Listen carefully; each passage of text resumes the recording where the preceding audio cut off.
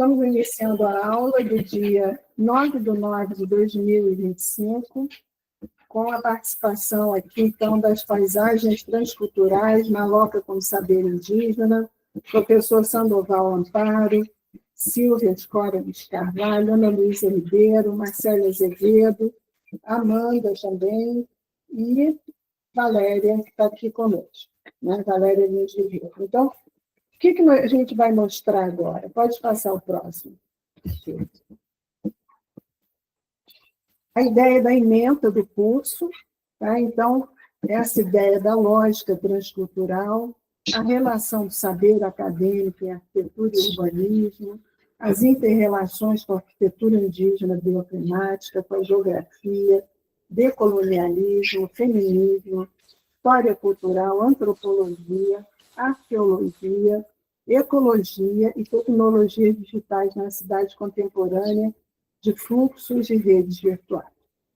Eu sou oriunda, então, do IFAM, fui vice-diretora do Museu de Belas Artes, ali no centro do Rio, e tenho, então, toda essa discussão, o que a Maloca, né, significa como patrimônio imaterial para o Brasil.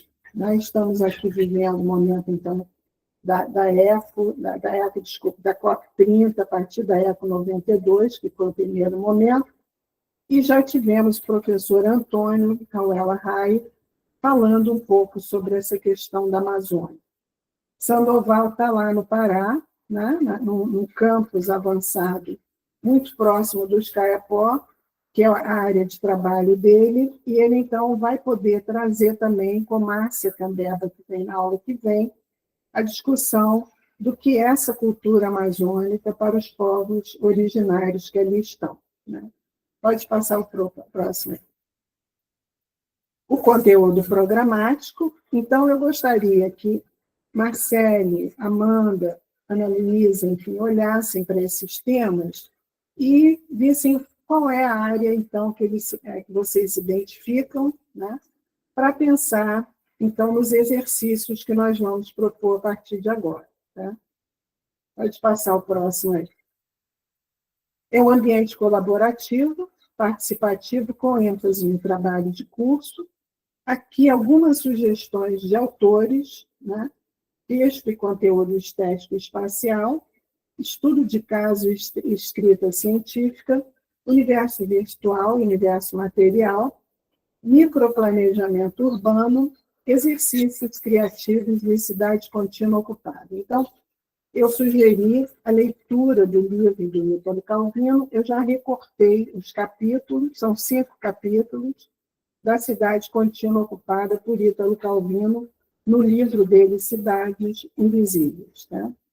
E, além disso, cartografia sensível, deriva urbana e arquitetura indígena bioclimática. Então, nós vamos fechar o curso com propostas, pesquisa do Sandoval e minhas pesquisas também nessa área, e surgiu agora a oportunidade, um convite da escola para participarmos da Semana de Arquitetura e Urbanismo com uma proposta de Maloca dentro do campus.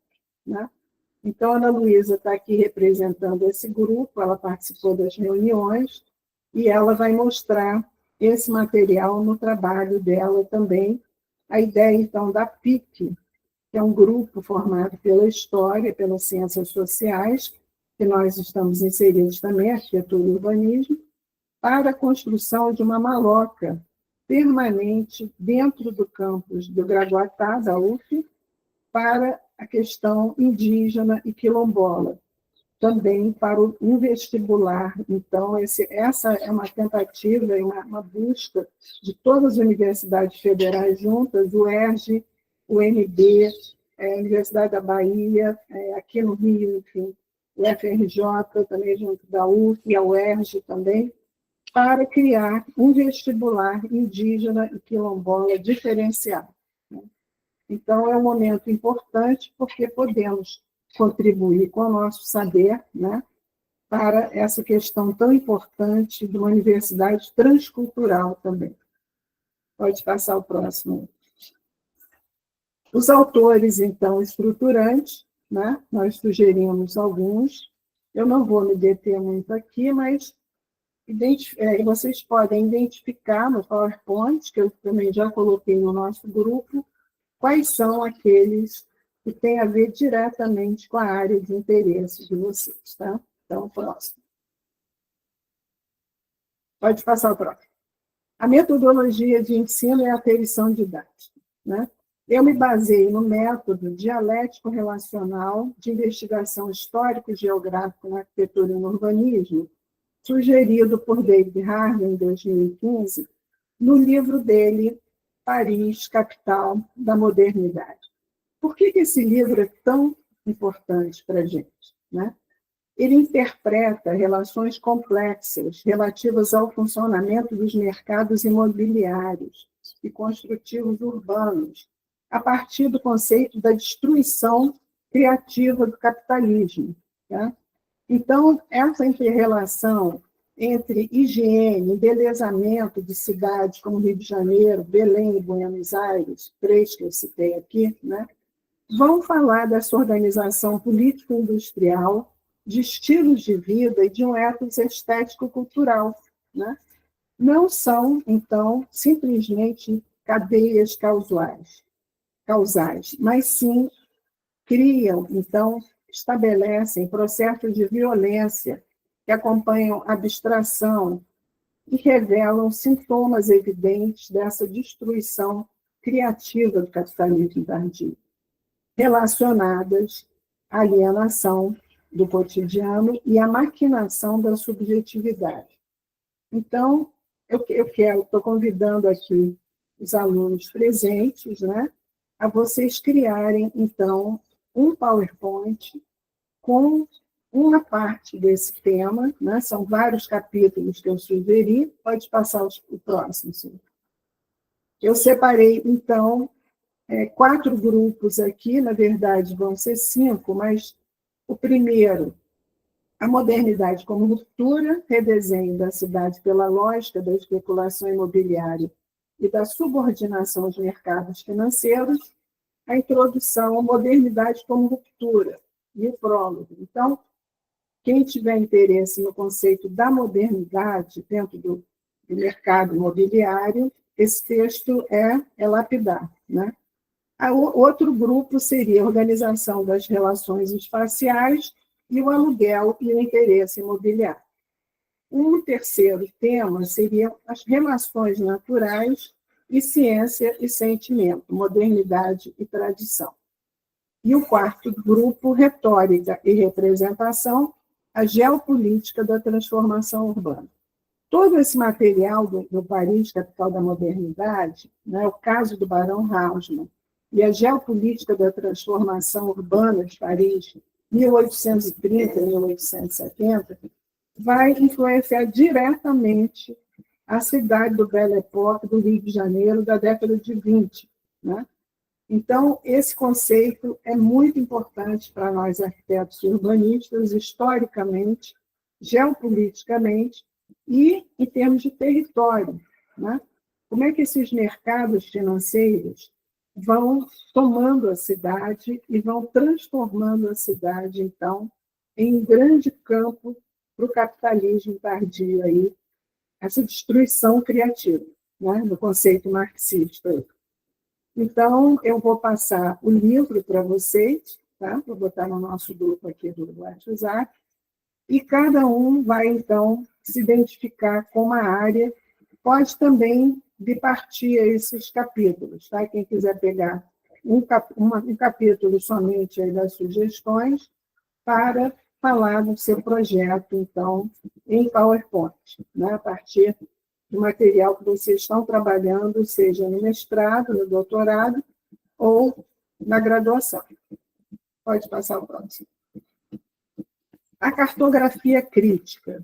Né? Então, esse é o segundo trabalho, em torno das cidades invisíveis, de Ítalo Calvino, em que eu peço que vocês estabeleçam correlações baseadas em uma cartografia crítica entre os temas do seu projeto de estudo e a viagem imaginária de Marco Polo, a Rota da Seda do Oriente, tendo em vista questões pertinentes de sustentabilidade verde, que seria a biofilia, a pandemia da Covid-19, né, e que afeta os espaços urbanos mundiais. Eu acho que o espaço urbano mudou muito, né, depois da Covid. Então, essa crítica, né, seria também, vocês podem fazer no mesmo PowerPoint, né, individual ou em grupo, se vocês preferirem trabalhar em dupla, né, a ser discutido aqui em sala de aula. E ali algumas observações do David Harvey, tá, que ele fala, então, da questão dos geógrafos, né, o que seria, então, um desenho, né, que acompanha e se faz ao mesmo tempo em que essa cartografia expressa a paisagem, né, paisagens psicossociais também são cartografadas, né? E o cartógrafo é, antes de tudo, um antropófago. E essa é a Sueli Ronick, no texto dela, Cartografia Sentimental, e ali o David Harvey também, falando dessa política anticapitalista em tempos da Covid-19. Né? Então, eu vou passar esses textos para vocês darem uma olhada e pensarem como é que seriam esses exercícios que serão apresentados, então, em novembro. Tá? Então, em termos do cronograma aqui do nosso curso, nós faremos apresentações até final de outubro, até o dia 28 de outubro, e a primeira, então, apresentação dos alunos será dia 4 de novembro, 4, 11, 18 e 25, e dia 2 de dezembro. Então, eu vou passar essas datas para vocês escolherem o melhor dia para vocês apresentarem. Tá? Faça o seguinte aí, Silvio. E os textos do Ítalo Calvino, né? São 5 capítulos de As Cidades Contínuas, e eu proponho, então, analise e recrie visualmente, desenhe as cidades contínuas descritas por Ítalo Calvino, tendo como foco os conceitos criados pelo escritor cubano. Primeiro é Leônia, é a cidade do lixo e da imundície, depósitos de lixos contínuos que vão se acumulando e vão ocupando todo o universo. Né? Então, é o momento da gente discutir a questão da biofilia, a questão do plástico, então, que invade os nossos oceanos, né? O lixo cria grandes ilhas no Pacífico, no Atlântico, que já viraram cidades contínuas. Né? Foi criado um território, então, de lixo contínuo. Eu vi aqui na Globo News também um trabalho magnífico aí na Terra da Sílvia, que é um parque todo feito com lixo, né, com uma cachoeira, a partir do recolhimento desse lixo da Baía de Guanabara. Não sei se a Sílvia conhece esse parque. Mas... Ainda não fui lá, não, mas a inauguração está dando o que falar aqui na cidade. É alguma coisa impressionante para arquiteto e urbanista, né? Como é que ele foi recolhendo o lixo, então, da Bahia para criar um parque todo ecológico e que tem essa função também de atrair as escolas para que as pessoas, os jovens, né, os estudantes, então, possam entender o que é o papel desse lixo urbano, né? Então, eu acho muito legal, então, essa questão da discussão da biofilia e do lixo. A segunda cidade é o aeroporto contínuo. Então, quem já teve a oportunidade de viajar internacionalmente, sente que isso é a Bienal do Lixo. Sandoval botou. Sente que esse aeroporto contínuo, você vai desde Londres, Espanha, Galeão, é o mesmo aeroporto, em qualquer lugar que você vá, né? Como se você percorresse o mundo com o mesmo aeroporto, o mesmo projeto de aeroporto contínuo. Né? Então, ele é uma discussão também sobre projeto, né? Sobre ocupação de território e sobre conceito também mercadológico aí desse capitalismo tardio. Né? O terceiro é Procópia, hotel-pensão, mesmo quarto no mesmo hotel. E a interligação, então, desse quarto com as plantações de milho adjacentes. Né? E é uma discussão, então, da continuidade do espaço urbano com a natureza, né? E também o quarto vai ficando cheio de gente. Então, vai juntando as pessoas até que o quarto transborda as pessoas, né? Depois vem o Sicília, o campo e rebanho de cabra, casas idênticas na natureza contínua. Então, ele vai descrevendo como esse pastor e essas cabras vão se reproduzindo e que acabam criando um espaço que ninguém consegue identificar, né? Ele é muito surrealista também, o Italo Calvino, né? E, por último, a Penthesilea, uma periferia de si mesma. Tá? Ele chama de sopa de cidade, são os baldios que se misturam, então, com os espaços urbanos. Tá? Passo próximo aí, sim. Então, esse é o livro, tá, do Italo Calvino, e as ilustrações do arquiteto italiano Matteo Pericoli, que mostra essa discussão, então, do que seria uma cidade contínua, né? Pode passar o próximo. As cidades invisíveis, então ali tem uma pequena descrição. Ele nasceu em Santiago de las Vegas, em Cuba, em 21, e foi para a Itália logo após o nascimento, né? Então, o Italo Calvino é uma figura importante para nós arquitetos e urbanistas, arquitetas e urbanistas. Pode passar o próximo. E ali, então, eu fiz o recorte para vocês, tá? O depósito de lead contínuo está no PowerPoint, para vocês darem uma lida. Passo próximo aí. O aeroporto contínuo, vocês vejam que são textos bem curtos, né? O próximo, mesmo quarto na mesmo hotel, as plantações de milho. Então, são textos de 2, 3 páginas para vocês darem uma lida. O próximo. A Sicília, o campo rebanhos de cabras e a Penthesilea, né? Então, é isso, gente.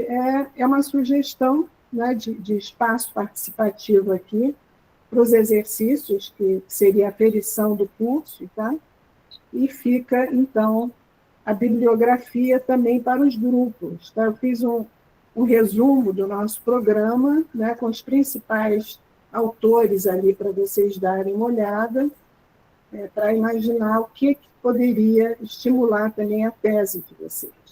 Passo próximo aí, só para o pessoal dar uma olhada nos autores. Tá? Tem o Habermas, tem o Houston, o Harvey, o Le Corbusier, o Lefebvre, o Pierre Levy, o Lupton, Mignolo, também a colonialidade, ali também o determinismo agrícola na arqueologia amazônica, pensar e ser em geografia, e a Noeli, né, a teoria da degeneração indígena e do colonialismo nos fundamentos da arquitetura brasileira. Além disso, temos recuperações espaciais também da questão da expressão amazônica, a Pinheiro, Etel Pinheiro e a Paulo Grioni, que tem um trabalho muito bom, novos olhares sobre o lugar, ferramentas e metodologias da arquitetura e antropologia. Porto Gonçalves, tem o Krenak também, tem a Suíça Monique, chegou isso. E o Marcos Rosa, de microplanejamento urbano. O Paulo Santos, acho que o Sandoval vai comentar bastante coisa sobre ele também. E, além disso, entre distopias e decolonialidade, antropologia em cenários cambiantes. O Turner, né? História dos Índios do Brasil, na Manuela Carneiro da Cunha, o Walsh e o Arno Bodo, Quando a Casa Vira Rua. Boa tarde, Iri. Nós apresentamos, então, Iri, depois você vê a gravação, qual seria, então... Então, pode parar aí, Iri. Então, eu acho que a gente apresentou o que seria o nosso curso, né? Quais seriam os 2 trabalhos que você poderia fazer. O primeiro seria o David Harvey, Paris, capital da modernidade, o primeiro exercício, num PowerPoint, a ser apresentado em aulas em novembro. Tá? E o segundo, a cartografia crítica, então, do Ítalo Calvino. Então, as apresentações dia 4, 11, 18 e 25 de novembro e 2 de dezembro. Como são 5 alunos, cada aluno terá uma aula, então deve escolher a sua data para a gente encerrar o curso. Tá? Pode parar, Silvia. Então, agora, vamos parar o PowerPoint e Silvia, então, vai falar sobre a tese dela, que está em andamento, sobre a questão, então, de gênero e patrimônio, e fico muito contente de ter aqui todos nós participando dessa aula. Obrigada, Dina. Deixa eu trocar aqui a tela, porque muita informação. Gente, então, vou compartilhar a tela.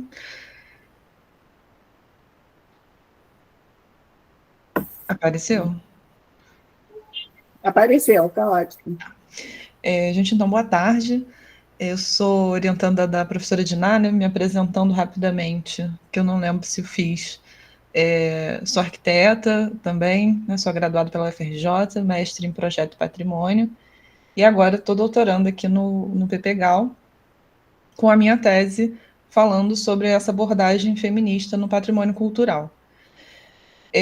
De uma maneira assim, breve, né, eu até conversando com a professora Diná e vendo o conteúdo das aulas anteriores, a ideia, né, isso aqui não dá para a gente enxergar mesmo, mas é porque a ideia era também começar um pouquinho compartilhando com vocês o processo de que falar sobre questão de gênero na arquitetura, né, tem toda uma linha temporal que talvez a gente desconheça porque ainda não está tão incluído dentro dos nossos currículos. Né? Nesse momento, essa linha do tempo é algo que eu estou construindo junto com a tese, né? Então ela está em processo, um processo longo, né?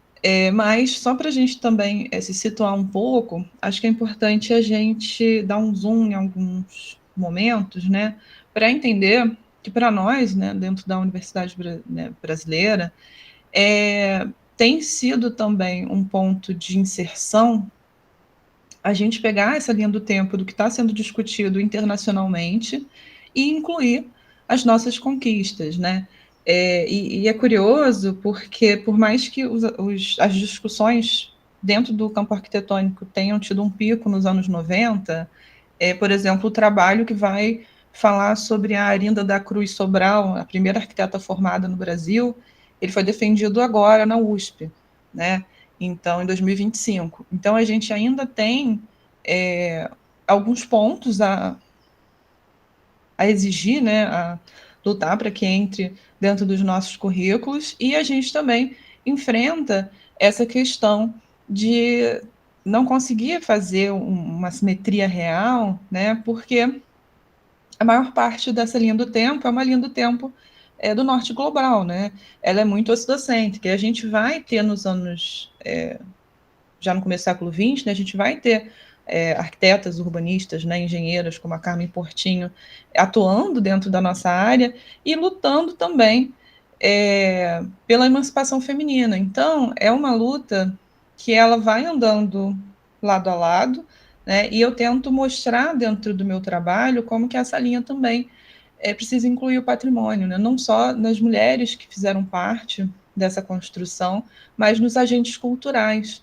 E esse reconhecimento que a gente vem vendo, né, acontecer, mas que ainda carece de uma diretriz quase como unificadora, né? Mas é muito difícil a gente unificar o que não é homogêneo. Enfim, nos anos 60, ali, a partir dos anos 60, principalmente nos anos 70, a gente vai ver esse questionamento da ausência do registro e número de mulheres no campo profissional como um todo. Essa data ela vai ser paralela, né, aos movimentos feministas dos anos 70, mas esse modelo de ensino que vai sendo questionado ao longo do século XX, né, ele vai culminar para nós no Brasil em produções mais ali para os anos 90 e começo dos anos 2000. E essas produções, elas geralmente falam sobre esse resgate histórico, mas também questionam os padrões e os modelos utilizados. E para a gente é muito importante olhar o trabalho da Marina Weissman, né, quando ela fala sobre o interior da história, quando ela já começa a trazer para a América Latina esse questionamento da gente rever a história, sim, mas a gente também ter esse olhar como latino-americanos dentro do nosso campo disciplinar, que, além de tudo, é um campo muito elitista, né? E ao longo dessas pesquisas, né, eu fiz uma versão dessa linha do tempo que está em processo para colocar lá na pasta da disciplina, né, para a gente também não ficar muito em cima disso. Mas é interessante a gente ver que esses trabalhos, né, eles no século XXI já, né, ou ainda, eles estão indo em paralelo com construções profissionais, como, por exemplo, o próprio Cal tendo uma frente mais ativa, né, sobre nós enquanto profissionais, ainda que maioria menos reconhecidas. Então, esse extrato desses trabalhos, ainda muito referentes ao norte global, eles demoraram para enfrentar o caráter colonial que hoje a gente enxerga na nossa produção arquitetônica. E um grande exemplo disso é que as grandes cronologias, né, os grandes trabalhos que estão reunindo essa temporalidade são trabalhos internacionais, né? Esses dois eu acho que são interessantes para quem quiser se aprofundar no tema. Eles vão ter muito bem resumidos e representados esses materiais mais institucionalizados, geralmente tratando das classes mais privilegiadas, né? Então as pessoas que tiveram acesso à faculdade de arquitetura, né, ao letramento, ou mesmo profissionalmente sem uma formação, mas não deixa de ser interessante. E também saber que, por exemplo, esse de cima, né, o Woman Writing Architecture, ele é colaborativo, então os nossos próprios trabalhos, eles podem passar a alimentar esse site, né? E a gente entrar ali com algo além da produção modernista, que é o que aparece muito sobre o Brasil, né? E principalmente por conta das teóricas que vão surgindo para falar sobre essa modernidade. Então, esse olhar colaborativo dessas plataformas é muito interessante, mas a gente não deixa de ter que olhar para eles com cuidado. E aí, entrando no meu trabalho, né, eu penso sempre que não existe uma terminologia ou um consenso nessas produções sobre as mulheres na arquitetura. Se a gente fosse entrar aqui em vários trabalhos, em vários termos, talvez não tivesse semestre suficiente, mas eu acho que a grande convergência é a parte do reconhecimento de mulheres, né? E esse reconhecimento das mulheres dentro do espaço construído, seja como produtoras desse espaço, seja como usuárias desse espaço, né? Então, a gente vai tentando, principalmente pensando no patrimônio, né, considerar uma perspectiva que consiga ter uma abrangência, mas que não exclua determinadas visões, porque a gente sempre está falando, né, de visibilizar o que foi invisibilizado. E talvez algumas pesquisas ainda não se questionem sobre a questão de todas nós defendermos um ponto da perspectiva feminista, né? Gente, desculpa, minha cachorra começou a latir, não sei se está interferindo. Ô, Silvia, eu queria comentar que eu vi a tua linha do tempo ali, fiquei interessada. Então, você chega também a movimentos internacionais, né? Você mostrou a primeira cozinha em Sim. Frankfurt, na Alemanha. Se a gente lembrar que na Bauhaus, né, gente, as mulheres não apareciam, né? Todos os livros aqui que eu tenho da Bauhaus, somente os mais recentes, começam a apresentar as mulheres que estavam ali ao lado dos seus companheiros, como arquitetas mesmo, produzindo design, produzindo, enfim, tem pouquíssimas que são citadas, né? E a famosa cadeira Barcelona lá do Le Corbusier, né? Que é atribuída ao Le Corbusier e não era do Le Corbusier, então você vai para o internacional também, assim, mas você, claro que é o Brasil teu tema. É o Brasil. É porque a gente não consegue sair da linha do tempo internacional, vamos colocar assim, não só pela discussão dentro da arquitetura, mas porque a gente começa a internacionalizar a nossa visão de patrimônio cultural. Então, a gente vai trabalhando o conceito dentro das nossas instituições brasileiras, muito com afinidade a instituições de outros países, né? E aí a gente acaba tendo essa influência direta dessa produção arquitetônica também, porque a gente está falando dos valores. E essa questão dos valores, ela entra muito forte, né, vamos colocar assim, com uma pertinência muito grande, porque a gente, falando de patrimônio, a gente acaba também falando de valores morais, né? Então, a gente não consegue fazer essa grande dissociação, né, da suposta neutralidade sem acompanhar essas discussões internacionais. E aí, né, Gina, vem aquela discussão que a gente teve na minha qualificação, né, sobre eu buscar um termo onde não só as mulheres feministas, né, elas se identifiquem com aquela discussão, mas também as mulheres que vão negar o feminismo, porque a gente sabe que socialmente, durante muitos anos, a gente ainda vai ter uma resistência ao termo feminismo, né? A gente ainda vai ter pessoas, né, de todas as idades, não só as pessoas mais velhas, que criam uma resistência ao termo, e a gente não pode desconsiderar essas pessoas, principalmente quando a gente está falando de um patrimônio inclusivo, né? Um patrimônio que vai envolver toda essa discussão moral, né? Que vai estar muito ligado à própria Igreja Católica, né? Então, eu acho que a gente pode não partir do mesmo local, filosoficamente ou em questão de visualização de vida, mas a gente consegue ter em comum esse desejo de reconhecimento das mulheres, dos saberes, né, da própria história que essas mulheres vão ter. Para fazer aquela linha do tempo, isso aí é a tabela, né, que eu estou construindo, a ideia inicial, né, era tentar encontrar essa linha em comum dessas pesquisas, porque a gente vai ter uma grande discussão no urbanismo, né?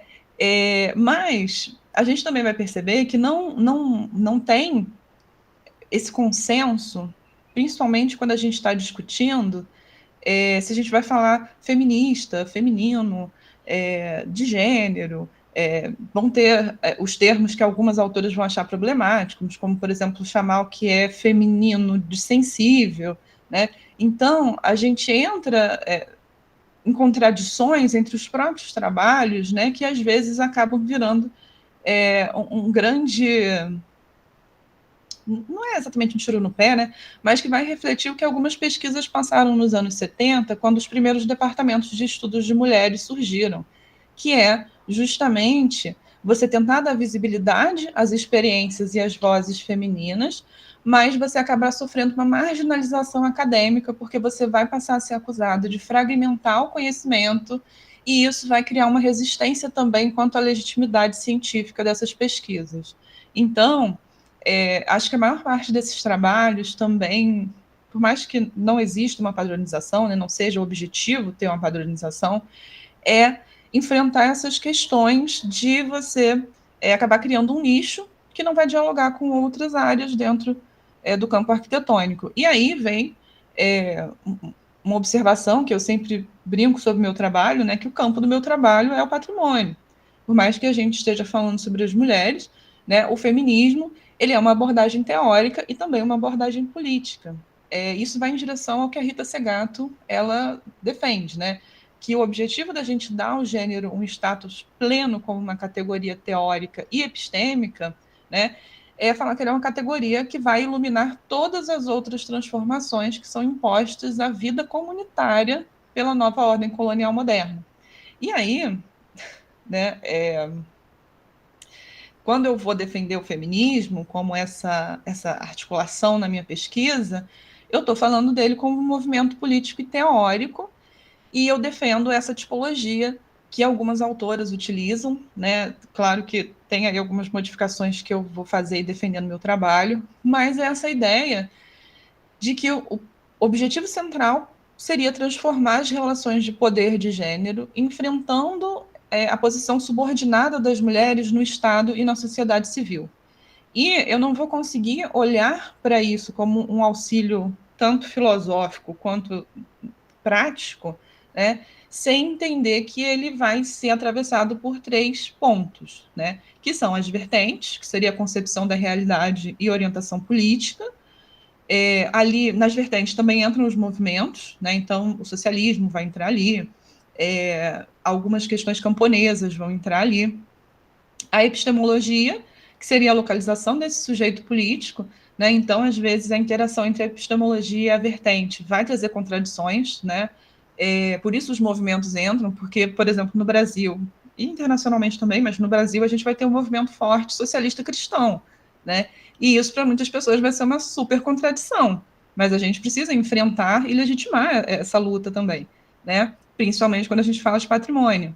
E, para mim, a grande diferença da maior parte das pesquisas que a gente vai encontrar é porque eu enxergo a interseccionalidade e a consubstancialidade como paradigmas, né? Que seriam as formas como a gente vai interpretar as opressões, né? Então, é como a vertente e a epistemologia estão interagindo, e na minha tese eu não vou acionar, né, digamos, a interseccionalidade.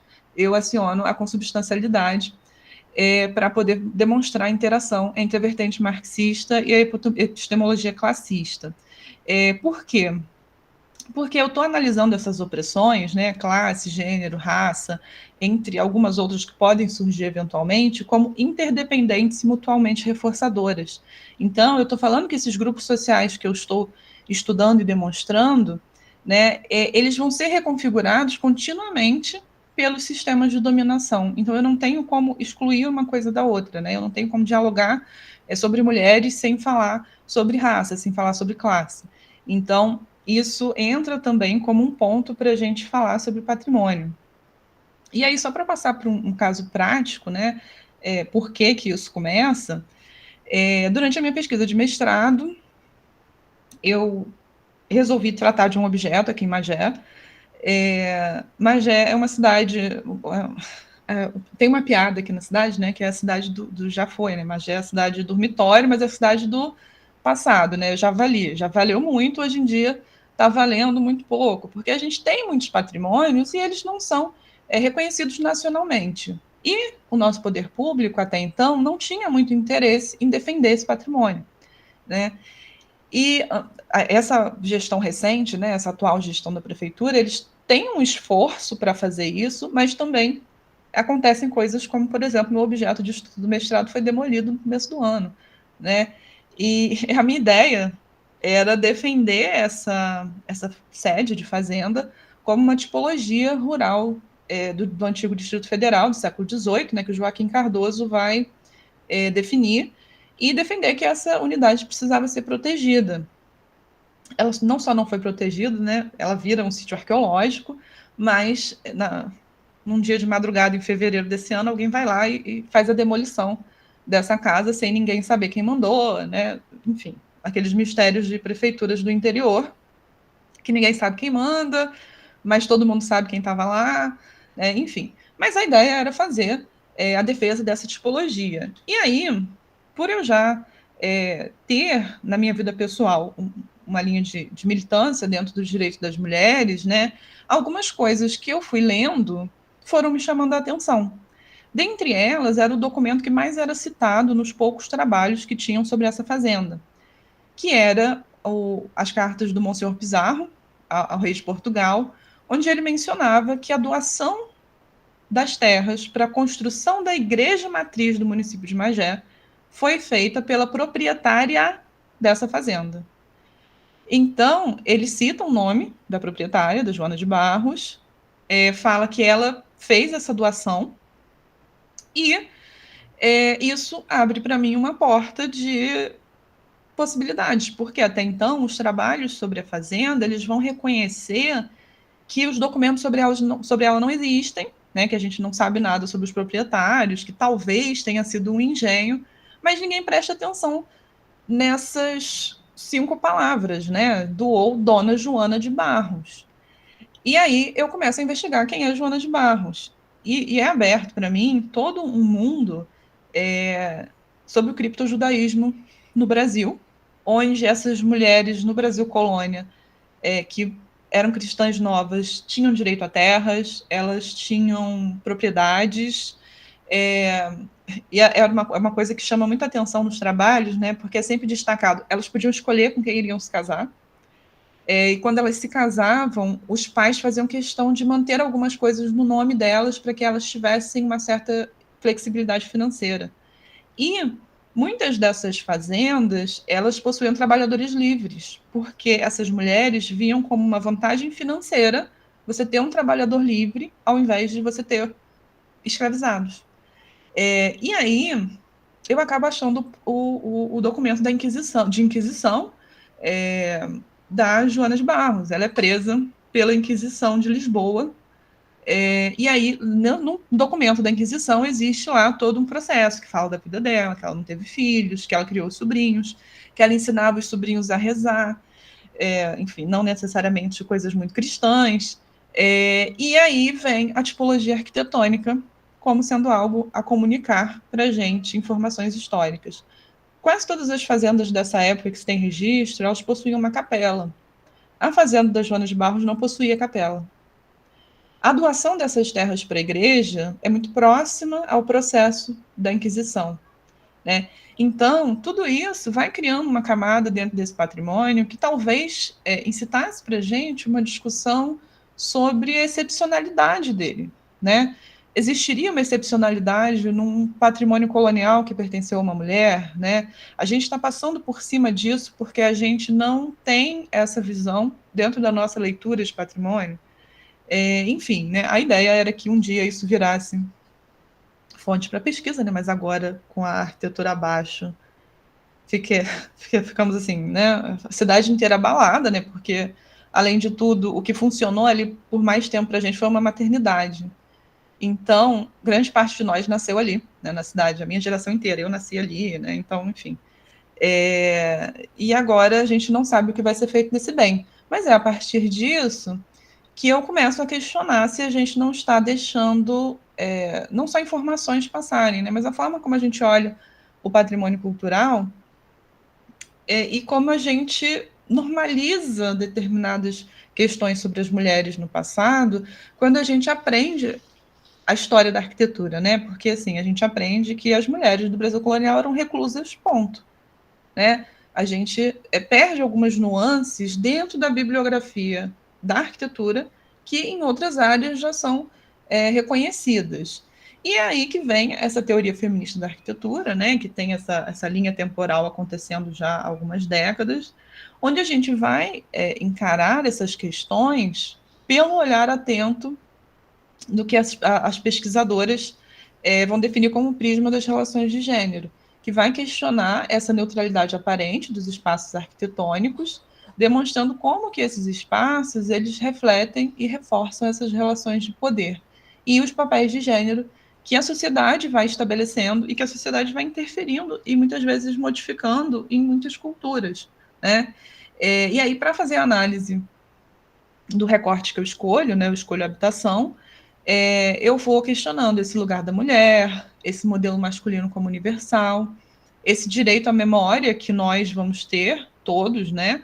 Mas principalmente o direito à memória das mulheres, e sempre também tentando olhar para os trabalhos que já acontecem, que infelizmente muitos parecem caminhar a ideia de um grupo homogêneo sobre as mulheres, né? O que a gente sabe que não acontece. E aí eu proponho essa ideia do patrimônio feminino como um conceito-chave dentro do patrimônio, né? Eu vou tentar considerar a amplitude desse público e desses agentes dentro do campo, entendendo que mulheres são detentoras de conhecimentos e sujeitos culturais com papel ativo no desenvolvimento, produção e manipulação desses bens culturais.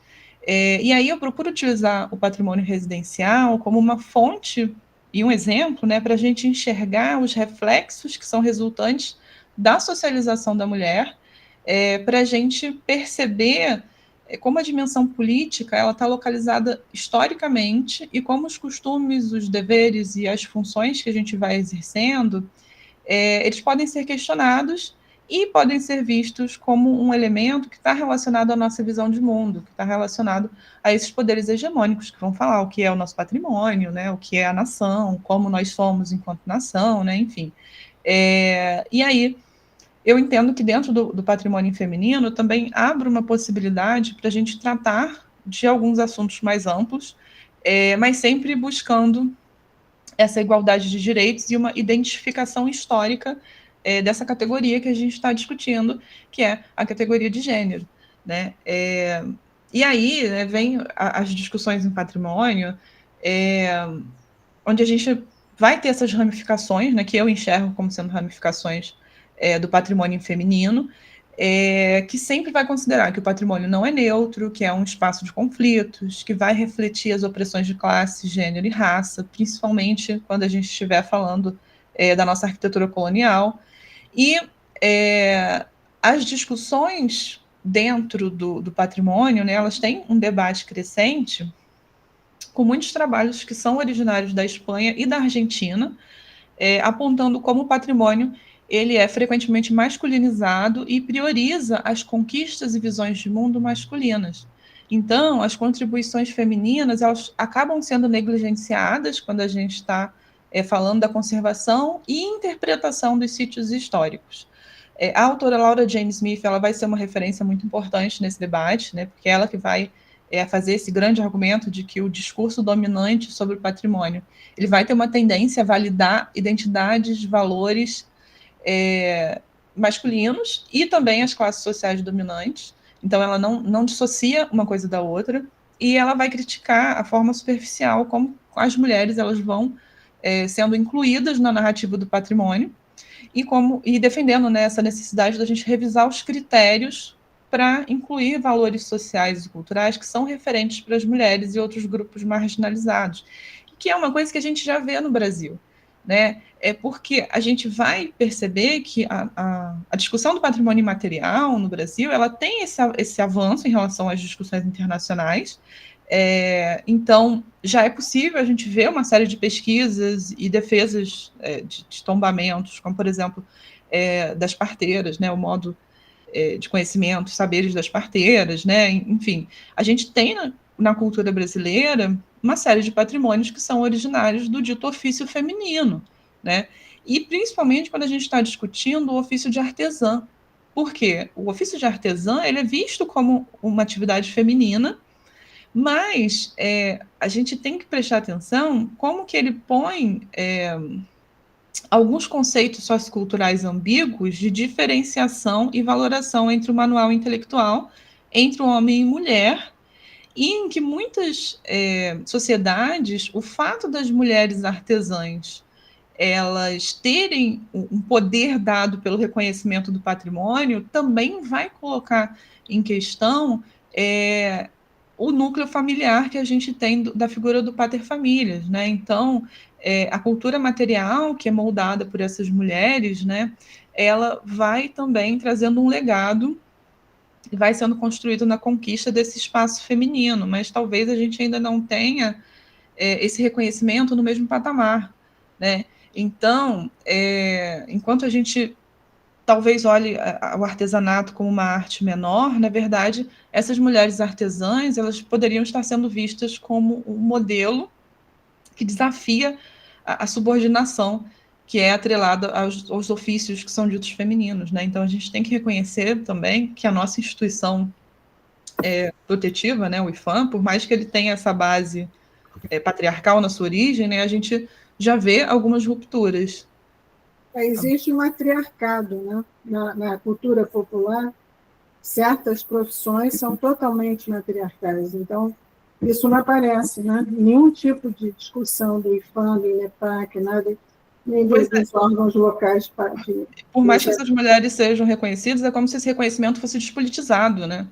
Então, a gente não tem essa consciência passando por essas artesãs. Então, assim, nós temos uma cultura brasileira que tem a mulher trabalhadora como representante, né?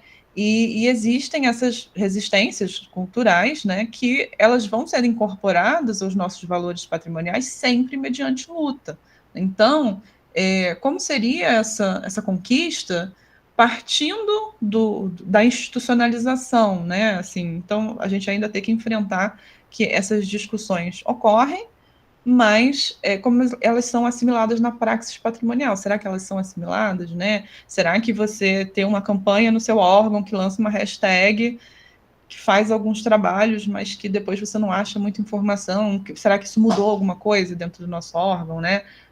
O IFAM vai lançar Elas Fazem Patrimônio Cultural, algumas publicações vão sair, algumas vão ficar paradas, né? Mas até onde esse reconhecimento ele acontece. Tem uma coisa muito interessante, assim, né? Quando a gente olha essa reportagem, a força feminina na preservação e gestão do patrimônio cultural, é que quando ela vai falar dos grandes heróis do nosso patrimônio nacional, né, eles falam nome e sobrenome, e quando vai falar das mulheres, fala só o primeiro nome. Né? Então, assim, até o tratamento com as mulheres dentro do patrimônio é diferente. Né? Então, é muito engraçado você ver, sempre que falam da Judite Martins, eles falam da Dona Judite. Né? Então, sempre tem o Dona na frente. Né? Então, assim, tem uma herança colonial muito forte, até na forma como a gente está falando dessas mulheres que fizeram parte da formação do órgão, né? E aí, falando um pouco do meu recorte, né, e aí já partindo para finalizar o que eu achei interessante, né, para a gente discutir aqui na disciplina, né, é essa ideia de que a preservação patrimonial ela vai selecionar manifestações e tradições, e o que não é preservado acaba sendo também fundamental para a gente entender a dinâmica do patrimônio, né? A arquitetura, em particular, ela vai ser esse bem cultural que reflete os nossos costumes sociais, e especialmente a forma como a gente habita e ocupa os espaços. Só que, no entanto, né, esses espaços eles vão ser vivenciados de maneiras diferentes, dependendo da sua classe, do seu gênero, da sua etnia, porque existem muitos contratos sociais velados, né? E aí, quando a gente começa a pegar as reportagens e as falas das pessoas envolvidas no patrimônio e na política da época que o IFAM surge, né, a gente vai ver a casa sempre sendo vista como um santuário da mulher e o sítio onde a gente tem que encontrar paz, né? Onde, no caso, o homem tem que encontrar paz e descanso, né? E esse discurso é um discurso que acontece no Brasil, que acontece internacionalmente, e que impede a gente de enxergar a casa como um local também de disputas. Mas que, de uma maneira. Gente, até espirrar, minha cachorra está espirrando aqui. Mas que também coloca para a gente uma questão que talvez a gente não pense, né? Tem um livro muito interessante que é Arquitetura é Feminino, que é da Giovanna Merola Rossiano, uma arquiteta venezuelana, onde ela vai falar sobre as mulheres construtoras, né? Ela vai trazer trabalhos de antropólogas, isso nos anos 90, esse livro é de 91, que vai defender, né, que enquanto os homens eram caçadores, as mulheres e as crianças elas acabam se dedicando à construção dos primeiros abrigos, o que vai indicar um papel feminino na organização dessas primeiras sociedades migratórias, né? Essa pesquisadora ela vai defender que a arquitetura primitiva foi concebida por mulheres, né, como uma expressão direta da necessidade de abrigo dos filhos, dos familiares. Pesquisadores homens, né, como o historiador Lewis Mumford, também vai associar essa atividade materna à origem das atribuições arquitetônicas, né, afirmando que a casa e a aldeia, e com o tempo a própria cidade, são obras da mulher, mas a gente vai ter pouquíssimas discussões dentro da teoria da arquitetura falando do abrigo primitivo e associando essa criação diretamente à mulher, né? É mais fácil a gente encontrar exemplos de tratados que, quando o homem vai construir, colocam qualidades femininas nele, né? Então o homem passa a gestar aquele projeto, o homem vai parir aquele projeto, né? Enfim. E aí a Meryl Rossiano, ela cita um livro da Doris Cole, From Tip to Skyscraper, em que ela vai citar as indígenas da América do Norte, né, como as arquitetas da comunidade, vai falar sobre a fabricação, né, das habitações deles, né, as tipes, e vai falar que a arquitetura realmente ela deveria começar a ser considerada, como por muitos povos foi por muito tempo, como um trabalho de mulher, né? Além de tudo, dependendo do material, do que você está fazendo, ela vai exigir características que a modernidade colocou nas mulheres, né? Como paciência, resistência, habilidade manual, né?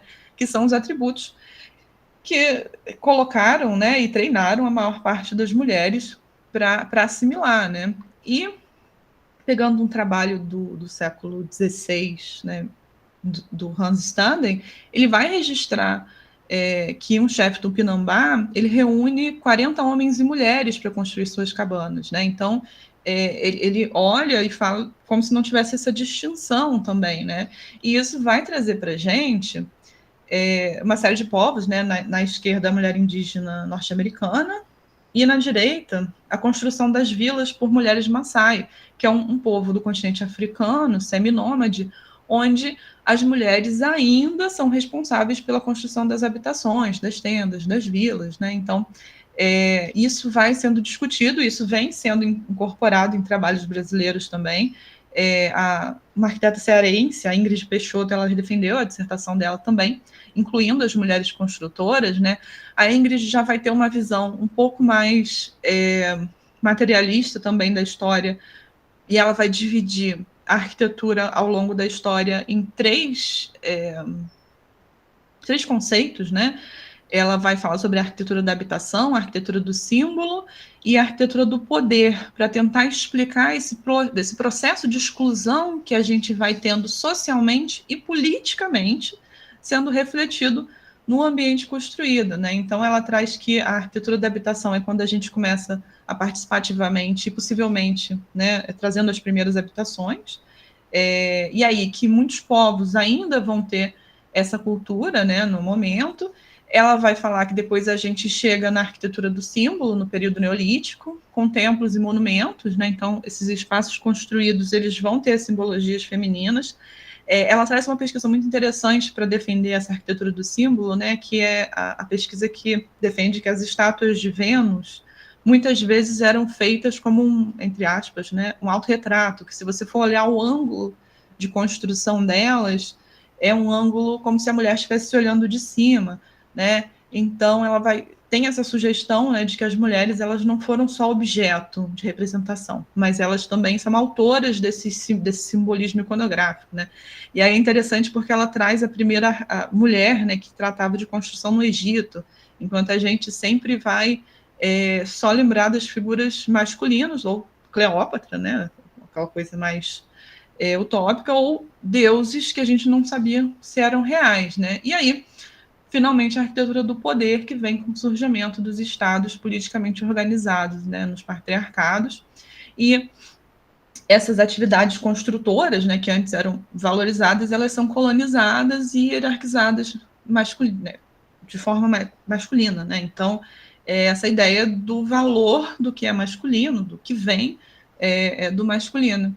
E aí a gente não pode deixar de mencionar o trabalho da Rita Segato, onde ela vai afirmar que tem essa superexpansão do espaço público que ancestralmente é ocupado pelos homens nas comunidades, mas que não necessariamente isso excluía a mulher da esfera política, né? Que talvez a gente tenha uma dificuldade para enxergar que esses espaços, por mais que não fossem ocupados, a gente tinha um dizer sobre ele. E aí ela, nesse texto, nesse pedaço do livro dela, aquele 8 ensaios sobre colonialidade, né, ela vai falar sobre um trabalho que ela fazia com a FUNAI, onde ela diz que muitas vezes eles chegavam para fazer esses trabalhos, né, e os homens sempre falavam, sempre foi assim que a gente fez aqui. E aí ela vai e fala, até é feito assim, mas não é exatamente assim. Essa cultura tradicional que a gente defende, na verdade, é um híbrido colonial, mas que transforma essa hierarquia ancestral num binarismo que a sociedade moderna coloca, que, no fundo, vai excluir a mulher da esfera política, né? Então, principalmente essa ideia de que, se a gente está tratando da história, a gente tem que lembrar dessa aplicabilidade da modernidade e entender também esse espaço como um espaço que exclui a mulher, né, como um sujeito político, né? Enfim, aí eu acho que a casa, né, como um resultado também dessas pesquisas, né, que vem da mulher construtora, que vem do espaço que a gente gosta muito de lidar no patrimônio, né, tombar a casa de personalidades, né, casas nos estilos e tal, é esse campo vasto de discussão. E é isso, gente, muito obrigada. Perdi vocês aqui na janela. Foi ótimo, Silvia, muito bom mesmo ouvir você. Então, queria agora abrir aí a discussão para o pessoal aí que está trabalhando e ouvir também as áreas de pesquisa de cada um. Ainda não... Sandoval quer falar? Não, estou impressionado, Silvio. Parabéns aqui. Eu achei muito legal o que você colocou no final sobre a Rita Segato. Tudo. Eu gosto muito da Rita Segato. Fui convidado para visitá-la lá em Jujuy, na Argentina, onde ela está morando agora.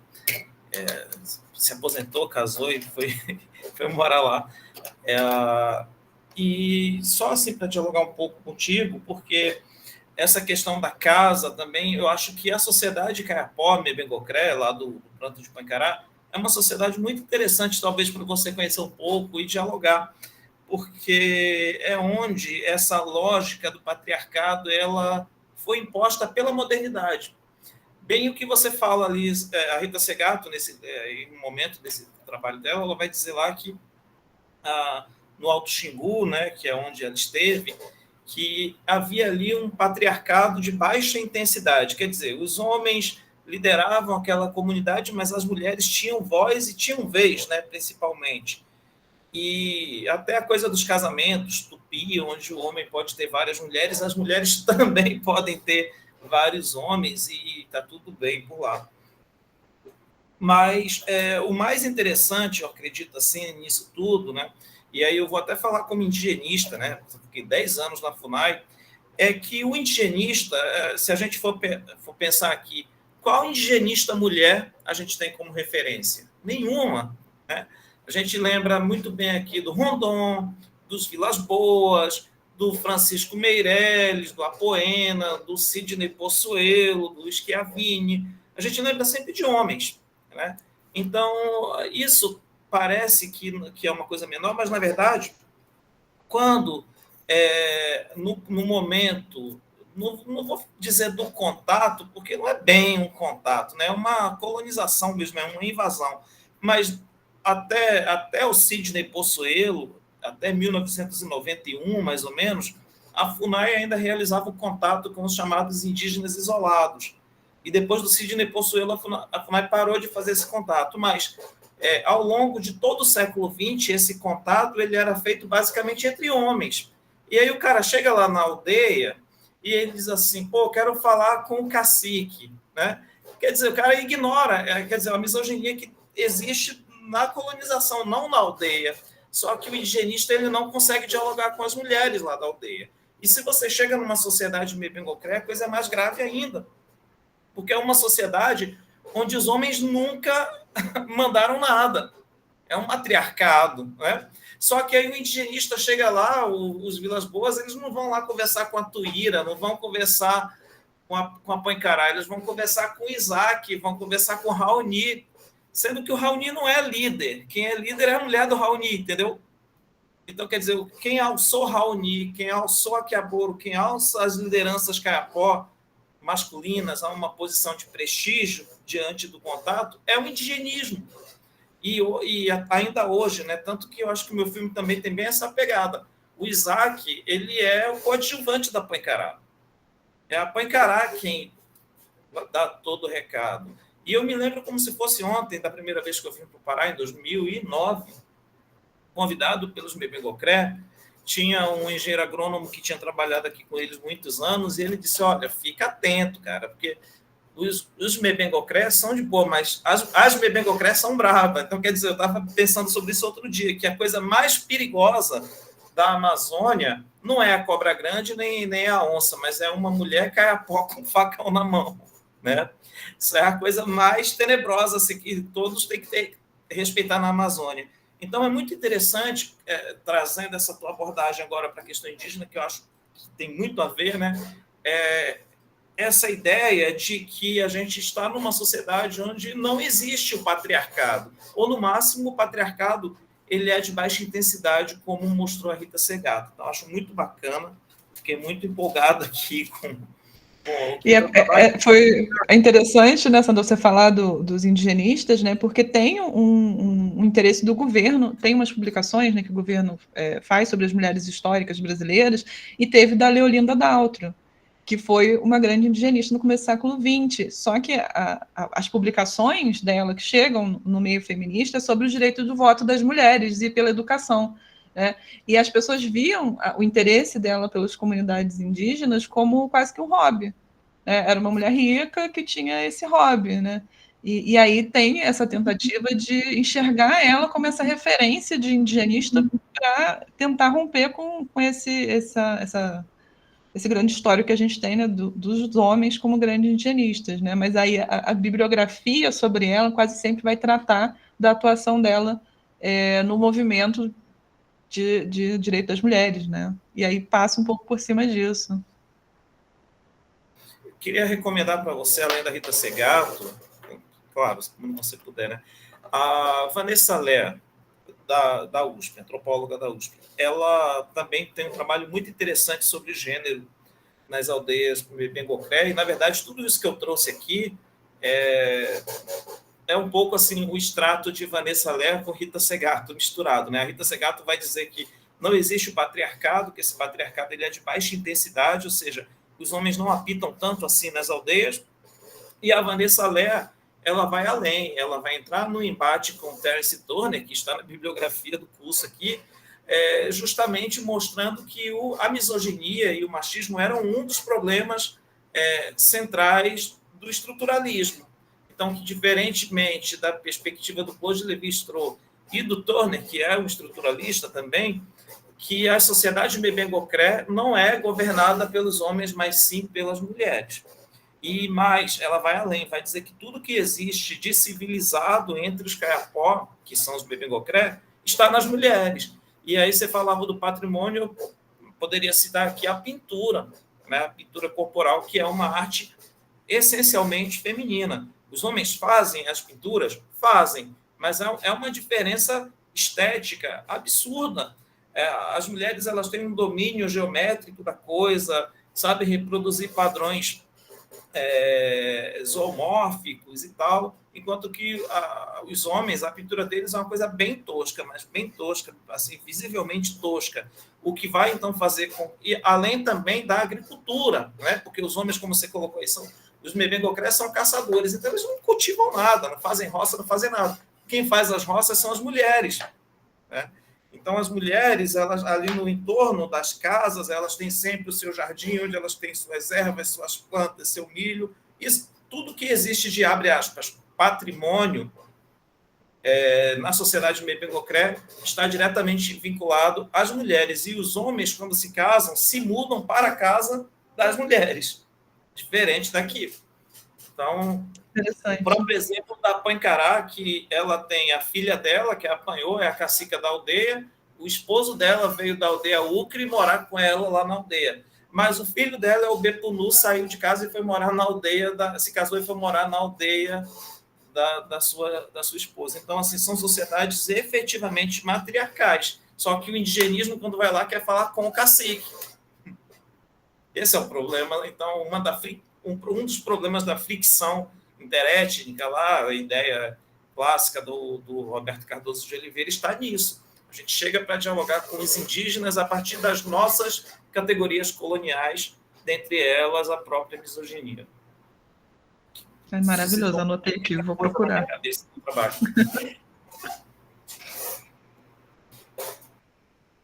Existem certas questões aí transversais, né, Silvia, na antropologia, que é uma...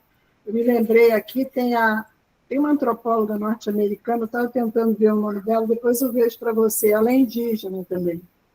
E ela fala dessa questão da mulher indígena, né, vista sob a ótica, então, aqui colonial, enfim, nossa aqui, e ela comenta questões, por exemplo, eu me lembro muito na época das primeiras discussões da burca, né, as mulheres que usam burca, e as mulheres, então, de Nova York, em discussões online, tentando convencer as mulheres orientais a tirarem a burca, né?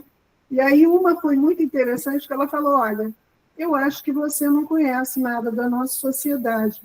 Você, por exemplo, quer me obrigar a comer McDonald's, né? E eu não vou comer McDonald's, né? Então, é a mesma maneira colonial que você quer que eu mude, né, meu viés aqui de me vestir, de expressar minha religião, enfim, você quer passar isso como algo muito banal, né? Então, eu me lembro que foi bem interessante, assim, porque era tudo online, né? Eram discussões online que as pessoas aquelas mulheres de Nova York feministas tentando passar um feminismo assim, bem barato para outra cultura. Né? Então, acho que é muito essa. Eu não sabia Sandoval. Sandoval me apresentou os companheiros, a mulher e o homem, né? O Isaac e a esposa. E realmente eu senti uma força muito grande nela, né?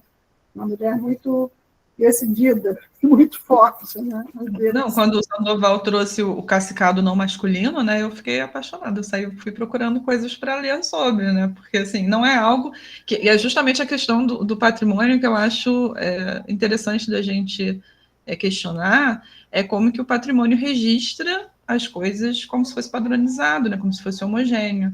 E o reconhecimento patrimonial é o que vai partir para as outras mudanças, né? Assim, se a gente está falando a nível de instituição.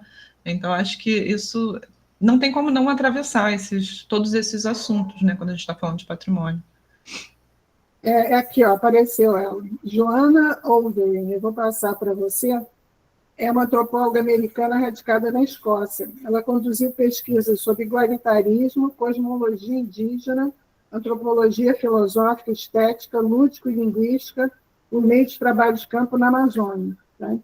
Então, ela é uma referência muito grande de pesquisa na Amazônia, por ela falar dessa questão feminina. Está aqui a Joana. E ela tem sangue indígena, Cheyenne, ela tem sangue indígena norte-americano. Tá? Então, é uma figura bastante importante, a Joana Oldering. Eu vou botar aqui a referência no nosso grupo, e aí depois a gente pode tentar ver se lê alguma coisa dela também. Já que você achou legal, eu quero trazer um comentário a mais, então. O Terence Turner ele vai estabelecer uma ideia de centro-periferia. Está na nossa bibliografia, é um clássico da questão indígena no Brasil, apesar desse ranço, né, estruturalista, mas ele vai estabelecer uma relação de centro, ele vai olhar para as aldeias dos Kayapó a partir de uma relação centro-periferia, né?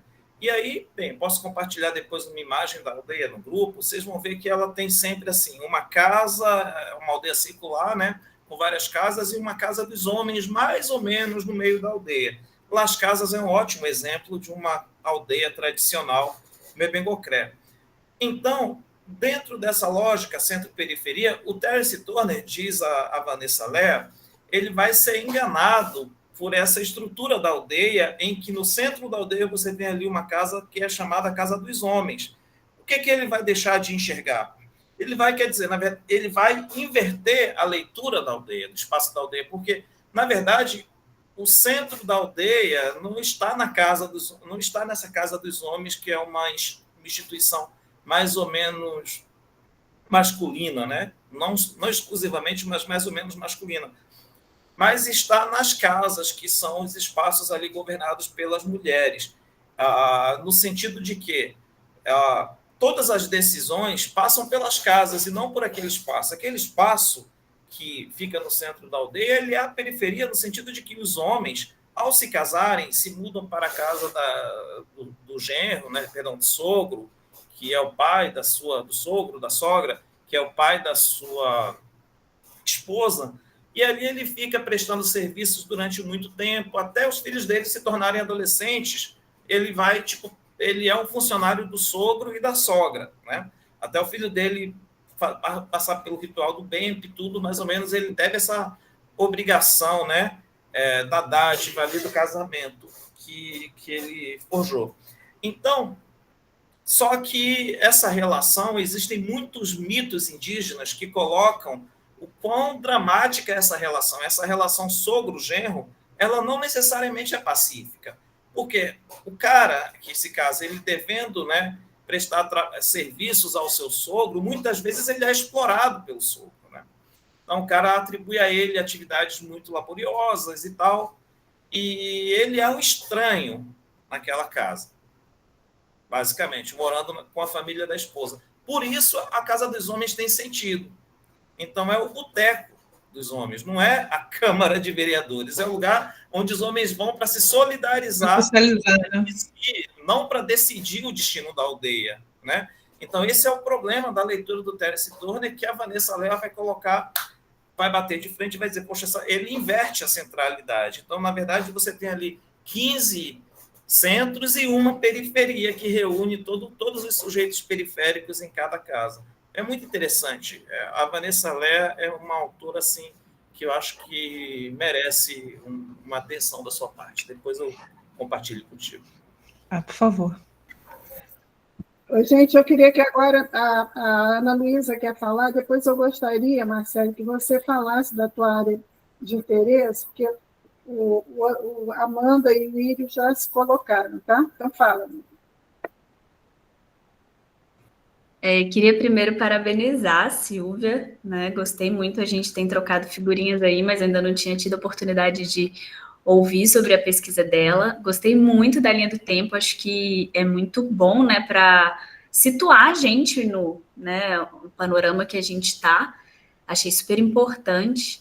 E gostei muito da parte que você fala sobre a questão do artesanato, porque é uma área que me interessa muito, né?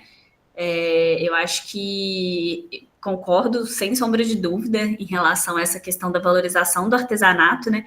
A Geni Nunes, ela fala muito sobre as artesanias, né? Que é pensar com as mãos, e eu acho isso muito bonito também, e eu acho que isso está muito relacionado, não só eu, né? Como muitos outros autores acham que isso está muito relacionado com a arquitetura propriamente dita, né?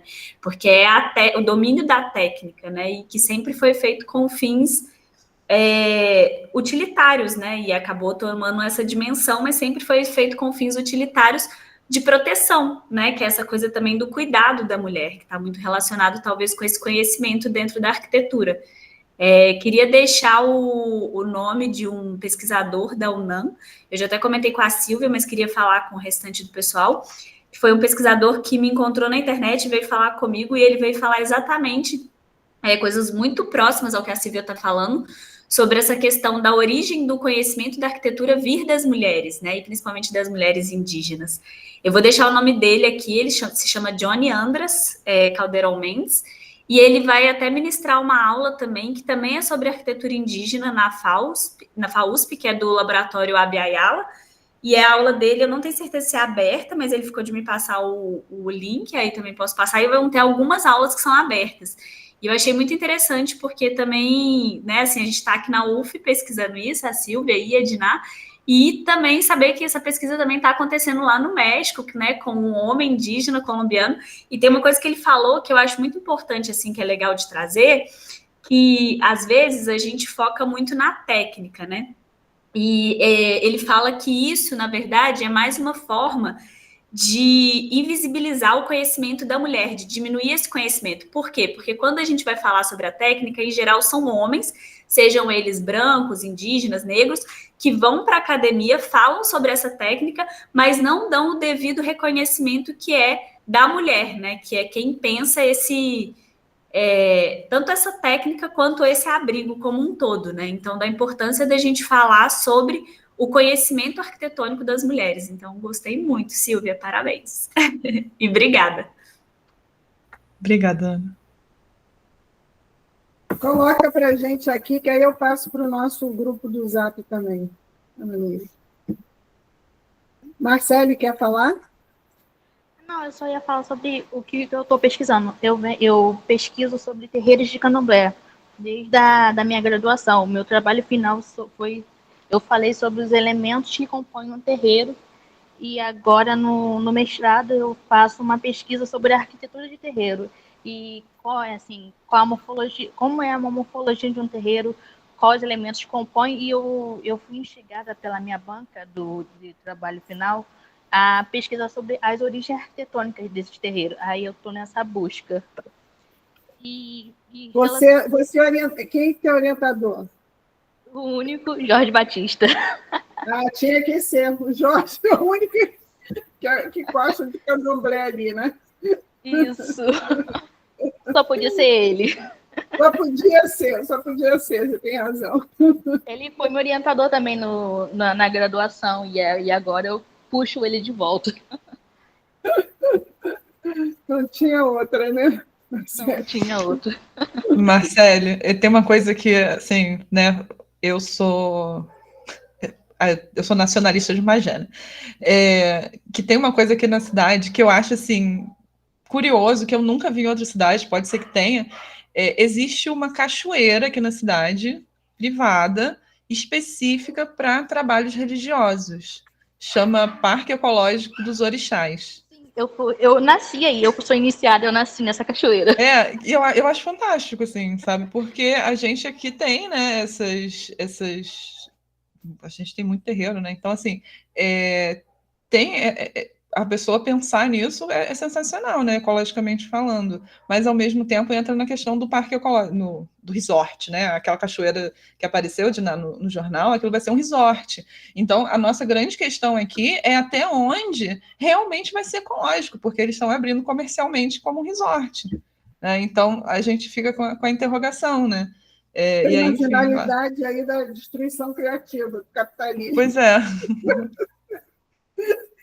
O Írio quer falar, fala aí. Primeiro, parabéns para a Silvia, porque eu adorei o trabalho dela, e adorei também que você, igual a Ana Luísa falou, dessa linha do tempo, né? Porque quando a gente pesquisa gênero, a gente fala muito sobre a questão desse gap epistemológico, e eu acho que o seu trabalho ele está tanto preenchendo um pouco esse gap, como explicando o porquê dele, assim, nessa linha de conhecimento. E segundo, para a Marcele, porque ela falou e eu fiquei interessado, é que quando eu trabalhei em São João de Meriti, eu trabalhei na prefeitura de lá, e lá tem um terreiro de candomblé que entrou num processo porque eles tinham uma árvore que era histórica e ela era uma entidade. E aí essa árvore começou a dar problemas estruturais no terreiro.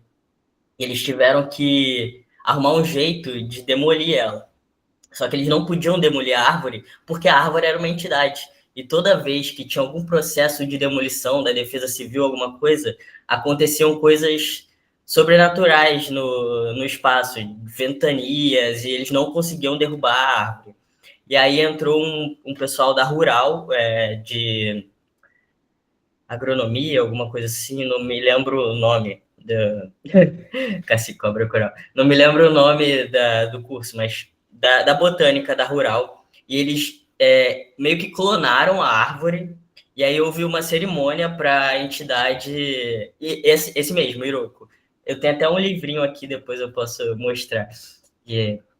E aí foi o primeiro. Enfim, aí eles conseguiram clonar essa árvore depois de muitas tentativas. Não exatamente clonar, mas porque acho que era impossível de alguma forma ser a mesma árvore.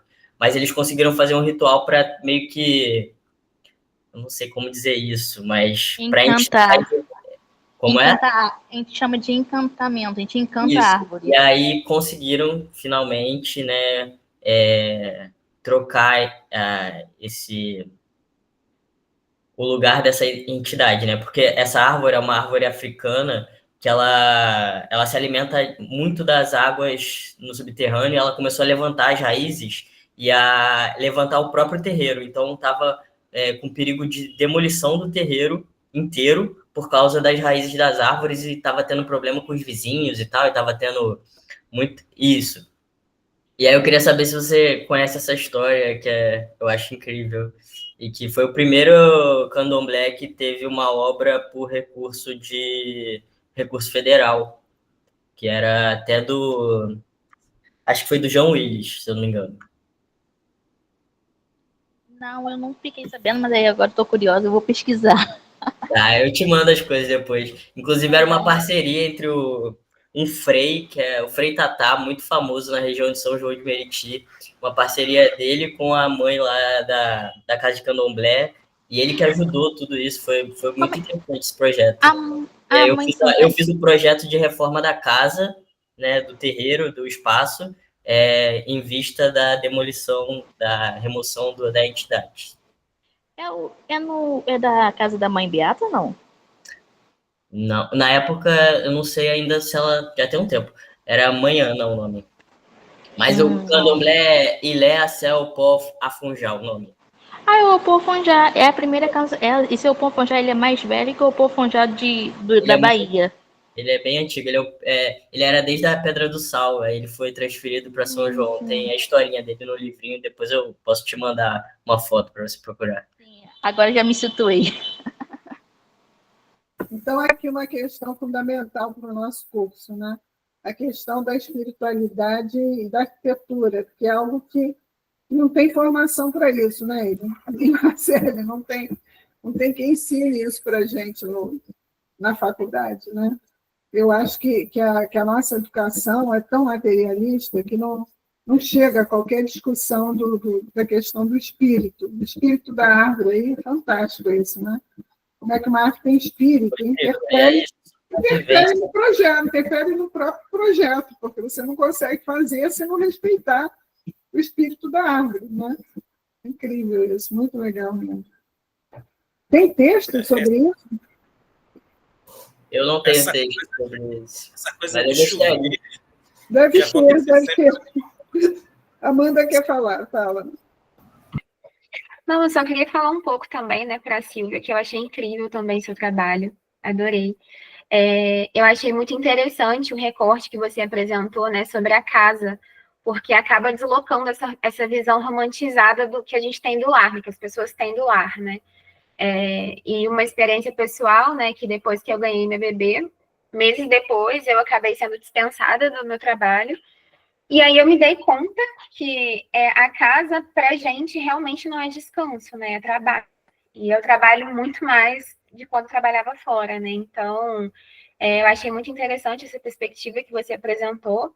As imagens também, né, das mulheres construtoras, né, acabam reforçando também essa perspectiva, quebrando essa ideia de que a técnica é um domínio exclusivamente masculino, né, e isso é muito difícil a gente impor, né, na nossa sociedade, até como arquitetas, né, a gente chegar e se apresentar, as pessoas acabam achando que a gente não tem um domínio construtivo. Eu trabalhei 5 anos como temporária no Exército, paguei meus pecados todos lá, durante esses 5 anos, e era muito difícil eu me colocar num lugar de profissional, porque, infelizmente, né, o machismo, enfim, essas discussões a gente sabe que são muito presentes, né, na nossa sociedade. E acabou me fazendo pensar também, né, refletir sobre o meu próprio tema de pesquisa, né, onde as figuras femininas, que também foram pioneiras, né, em propor soluções técnicas para os hospitais, elas acabaram sendo apagadas, né, ao longo do tempo. Uma figura muito importante é uma enfermeira, ela chama Florence Nightingale. Ela foi uma das pioneiras, assim, a estudar soluções, né, de ventilação, né, asepsia nos hospitais, né, salubridade, enfim. E durante a Guerra do Crimeia, ela foi uma figura muito importante, só que quando a gente procura, né, estudos, a gente vê que ela é muito pouco mencionada, né, querendo ou não, as figuras masculinas, elas acabam sobressaindo, né. Mas, enfim, era só um comentário mesmo, eu achei incrível o seu trabalho. Parabéns. Obrigada, Amanda. Assim, o trabalho da Ingrid Peixoto, né? Assim, não é porque a Ingrid é minha amiga, mas assim, ela, quando ela vai falar sobre a casa, ela coloca a mãe como centro da discussão, né? Então, assim, ela ainda traz algumas referências e perspectivas, né? Que fala além da nossa experiência como mulher, da experiência das mulheres que são mães, né? E como aquilo, além de moldar a nossa experiência dentro da casa, aquilo muda o nosso trabalho. E esses dias eu não lembro se era a Rita Segato, que foi uma entrevista que eu estava assistindo, assim, em loop no YouTube, que a gente vai assistindo em sequência, que aí ela falou sobre como que nós, mulheres brasileiras, quando a gente vai falar do nosso trabalho de cuidado, e aí entra a área da saúde também, né? Que a gente não consegue usar muitas referências internacionais, porque a nossa cultura de cuidado é uma cultura de cuidado de afeto. Então, que o nosso trabalho, ele também, às vezes, ele passa pelo afeto. E a gente não consegue olhar uma casa ou um ambiente de saúde, essas pessoas que cuidam, sem relacionar o afeto. E as referências que a gente vai usando sobre isso, né, e até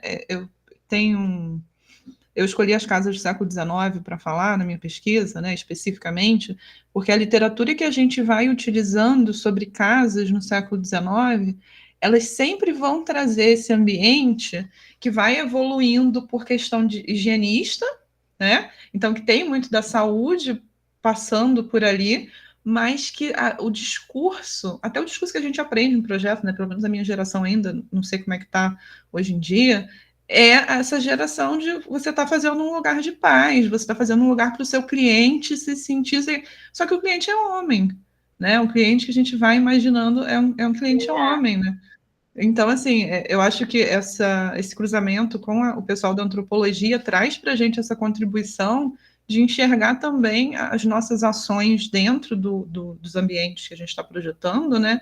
Refletindo também os nossos costumes, porque, assim, o ambiente de saúde, você parar para pensar que quem faz o cuidado ali mesmo é a enfermeira, que é uma profissão vista como uma profissão feminina, porque é uma profissão de cuidado, né? Não tem, é ilógico, né? A gente pensar isso. Embora na hora que a gente está fazendo o projeto na universidade, a gente sempre seja lembrada, né? Porque sempre vai ter o professor que vai falar assim: ah, mulher projeta bem banheiro, porque mulher sabe limpar banheiro. Né? Então, assim, eu ouvia isso na graduação. Né? Então, assim, a gente é lembrada nesses momentos, né? Mas nos momentos das autorias das coisas, a gente não é lembrada. E é por isso que a cozinha de Frankfurt vai ser um grande marco. Porque vai ser uma mulher pensando uma cozinha onde nós, mulheres, vamos estar. É claro que entram alguns outros problemas. E tem tudo né? a ver. E tem tudo a ver também, assim, no meu caso, por exemplo, eu amamento. As pessoas reclamam muito, né? Amamentar em público e tal, mas não tem lugar para amamentar, assim. Eu não concordo. Eu acho que a gente tem que amamentar. A criança está com fome, ela tem que ser amamentada onde quer que seja. Mas eu não consigo entender essa discussão, sendo que não existe, sabe? Se você vai em qualquer lugar, se você está num shopping, não tem um lugar reservado caso a mulher queira amamentar em um lugar reservado. Isso não acontece, não existe. Então, assim, são questões que, infelizmente, eu acho que não sei quando que vão mudar, né? Então. Eu cheguei a ver, acho que foi na praia de Ipanema, fizeram uns estandes bem bonitos para isso. Na época teve alguém com cuidado para criar esse espaço assim restrito, enfim, e protegido, né, para o aleitamento, que é algo bem interessante de pensar, né? Mas o projeto nunca é inclusivo, de fato, né? É algo apavorante pensar. Sim, com certeza. E aí eu acho que a gente acaba também entrando até no debate sobre a própria universidade como espaço de não acolhimento das mulheres, né? Não querendo falar por vocês, não tem como falar por vocês, mas aqui nas minhas aulas, enfim, eu moro numa cidade do interior, onde eu dou aulas manhã, tarde, noite, depende sempre do semestre, mas é comum eu ter um perfil de aluno, assim, mulheres que são mães de 2 filhos ou até mais, e que só depois de os filhos crescerem e tal é que elas vão à faculdade, né? Vão fazer sociologia, pedagogia e tudo. E aí eu me lembro muito, eu até orientei essa mulher, que foi a Roseli, ela fez um trabalho sobre geografia da infância, incrível o trabalho dela, e a gente foi produzindo esse tema juntos desde quando ela entrou, porque ela tinha acabado de parir, né, quando ela entrou para a faculdade. Então, assim, ela não tinha primeiro com quem deixar o filho, e os professores detestavam isso, né?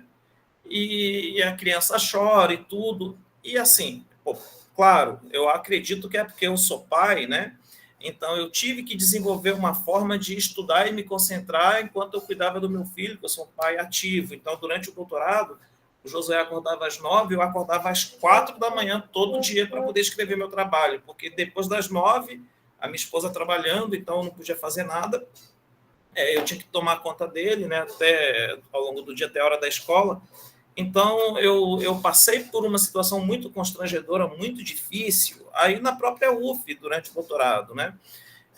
Eu contei com a solidariedade da professora Rita Montezuma, que à época era a chefe da pós-graduação, a coordenadora da pós-graduação. Durante uma aula, eu não tinha com quem deixar o Josué, com 3 anos de idade, o Josué, vamos comigo para a aula. Levei o Josué comigo para a aula. E menino, né? Ficava lá fazendo barulho, mexendo com uma coisa, mexendo com outra. Aí eu não vou dizer o nome da professora, mas uma professora virou para trás e falou: o que esse menino está fazendo aqui? Aqui não é lugar para uma criança dessa, está atrapalhando a nossa aula. Na verdade, o que eu vou fazer? Vou deixar com quem? Vou guardar no armário a criança, entendeu? Então, quer dizer, é um problema que as mulheres enfrentam, né? Então, eu me retirei da aula ali, super abalado, e imediatamente a Rita saiu também. E aí esvaziou-se a sala, porque todo mundo saiu e deixou a mulher lá sozinha na aula. Eu recebi uma solidariedade coletiva ali, eu achei muito interessante. E aí, aqui na UEPA, eu sempre digo isso para as minhas alunas, que são mães. Os filhos de vocês são bem-vindos na minha aula, nas minhas aulas. Podem trazer. Se fizer barulho, problema. É bom que a gente aprende a se concentrar e tudo. E aí, no final, a gente foi até esse trabalho final da Roseli, um trabalho nota 10, de longe, na minha opinião, o melhor trabalho que eu orientei aqui, né, já que ela trata daqui. Até coloquei alguma coisa sobre isso na ementa, né? Uma pesquisa muito bem feita da Roseli, e uma mãe, né, colocando as dificuldades da infância, do espaço na infância, fez observação da relação entre várias crianças no parque, acompanhou durante um mês uma mãe que morava no espaço bem pequeno, né, numa kitnet com o filho dela. Então, assim, acho que esse debate que a Amanda acabou provocando aqui, junto com o trabalho da Silvia, ele é muito interessante no sentido de fazer pensar também como o espaço pode ser mais acolhedor para as mães, né, para as mulheres, mas inclusive para as mães, porque se eu não aceito, a Roseli, viu, Silvia? Eu vou mandar depois o trabalho dela lá no grupo para a gente, tá? Inclusive, assim, tipo, como que não só para as mulheres, mas também para as mães, né? Eu acho que é um desafio você pensar, porque se eu não permito que a Roseli traga o seu filho para a escola, eu estou cerceando o direito dela à educação, um direito que ela conquistou depois de muito. Então, assim, é muito comum esse tipo de mulher nas minhas aulas, né? Mulheres que são mães, que só conseguiram chegar muito tarde na faculdade por conta disso, ou mulheres que são mães há pouco tempo e que a gente tenta garantir a elas o direito de fazer a graduação. Então, eu fico muito feliz assim, de poder de ser um professor no campus que, sejam bem-vindas as crianças, né? O fato é que, tipo assim, eu adoro criança, né? Também. Eu sou, tipo, até assessor técnico do futebol lá dos moleques do Josué. Os moleques me amam, velho, lá da escola, assim, da escolinha de futebol. Eu sou meio que o imã para a criança, né? E a filha da Roseli lá também, ficava lá, pegava no meu colo. Então, acho que Sandoval, você passou... precisa ser acolhedor. Você passou pelo que a mulher acaba passando, que a maternidade vira parte da nossa identidade, né? A paternidade virou parte da sua identidade. Então, isso acaba também afetando a forma como você está atuando no espaço, né? Porque aquilo... Eu fico com raiva tão grande quando vejo um homem, cara, que não assume os seus filhos, nem cuida, né? Posso falar para vocês, eu estava aqui amarrando o cadastro do jovem que está vendo jogar bola aqui, né? Agora, enquanto se apresentava. Então, assim, é muito legal. Eu acho que não é uma responsabilidade só das mulheres. Não vou dizer que eu sou um cara perfeito. Mesmo a gente estando aqui ao lado, acompanhando, a carga das mulheres é sempre maior do que a dos homens, sempre, mesmo quando os pais estão por perto. E, enfim... Mas aqui a gente não tem ninguém, sou eu, a Jana e o Josué. A gente só tem um ou outro aqui, né? E o Zeca, o Zeca, que é meu pique parceiro aqui também. E então a Jana é professora, eu sou professor, então você já viu como que é. Agora o moleque está crescendo um pouco mais, né? A gente já está conseguindo viver um pouco mais. Mas é difícil, viu? É difícil. Acho que a gente precisa comprar essa briga com as mulheres. E aqui na UEPA também não é muito diferente de outros lugares. Mas eu fui expulso de uma aula por conta do meu filho, sim. Impressionante, né, Sandoval? Dentro da universidade, a Rossana, que é a nossa ex-coordenadora, mas é professora do programa, ela tentou, logo que ela chegou, fazer uma creche, né? Um sonho da Escola de Arquitetura e Urbanismo, mas não conseguiu avançar, né? É algo que é um direito, né? É um direito de cidadania, você ter uma creche para deixar os seus filhos para poder trabalhar. Então, é algo impressionante, porque é uma sociedade totalmente dicotômica, né? É como se a mulher não fosse cidadã, realmente. É algo muito estranho que acontece dentro da universidade. né, que você tem um nível intelectual, então, mais alto, você esperaria maior compreensão, maior navegabilidade, e não ocorre isso, né? Às vezes até o contrário. Então, é algo espantoso de ver mesmo. Ao contrário, né? E vira uma competição, né, Dina? Eu também, né? Para derrubar também, né? Quem tem Principalmente quando quem tem com casais, né, que são formados por dois intelectuais pesquisadores, né? Geralmente a situação dá um desequilíbrio enorme. Né? Com criança, então, nem tem comparação. É complicado, muito difícil mesmo. Eu acho que essa tem que ser uma luta dos homens também, sabe? Eu até falar sobre isso um pouco mais, eu estou escalado para ministrar a geografia da infância agora com a turma de pedagogia também. Então, vamos fazer maquete, vamos pensar um bocado de... Estou pensando, né? Estou fazendo o planejamento do curso que começa em outubro, vão ser 20 dias direto, mas eu acho que esse debate, porque assim, e aí como pai também, eu converso muito com meu filho, né? É um tema que eu acabo sendo muito sensível mesmo. O que eu percebo é que as crianças também produzem um discurso e um tipo de discurso que é negado, né? E especialmente quando a gente se torna adulto, nos cobram uma racionalidade que, quando você é muito ingênuo, as pessoas até dizem que você age como se você fosse uma criança e tudo, né? Então, eu acho que é muito interessante e praticamente essa tem sido a minha disciplina nos últimos semestres aqui, Geografia da Infância, né? Além de Geografia dos Povos Indígenas. Não sabia dessa tua faceta, não, Sandoval. Quero ver o programa de curso. Passa para a gente ver. É engraçado que ontem uma amiga minha estava comentando de um livro que ela está lendo, né? Que é The Design of Childhood. Ele fala como que o mundo material ele molda a mente das crianças, né? E por que é importante a gente pensar os espaços para as crianças também, né? Então, eu vou jogar o livro lá no grupo depois. E tem todo o debate sobre o objeto também, né? Que vai dar no Walter Benjamin, em que você perde também a industrialização e o modo de produção capitalista dentro do que a gente colocou na ementa da disciplina da alienação e da maquinação do cotidiano. As próprias crianças elas são bombardeadas desde cedo por objetos, que são os brinquedos, que são todos feitos já orientando o modo de vida. Então, é só você olhar quais são os brinquedos que são vendáveis, né, para as crianças, os que são vendidos, né? E qual tipo de treinamento que é vendido para menina e para menino, né? Exatamente, tem toda a questão do brinquedo, da boneca, tem a questão do carro de polícia para menino, né? Enfim, é tudo muito cruel, enquanto que o Walter Benjamin, no ensaio dele sobre os anos 30, ele vai dizer o seguinte, que o brinquedo, ele perde a conexão, ele servia para fazer a relação entre pais e filhos, né?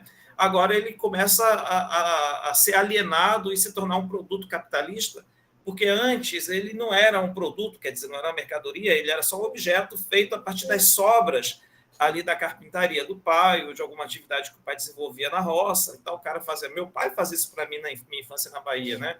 Pegava lá, fazia catavento de folha, um monte de brinquedos ali e tudo. Meu avô fez a espada do Thundercats para mim também, que era marceneiro meu avô. E hoje não. Hoje os brinquedos eles todos são feitos de PVC, e isso não é por acaso, mas é porque o PVC é o material mais facilmente manipulável pela indústria.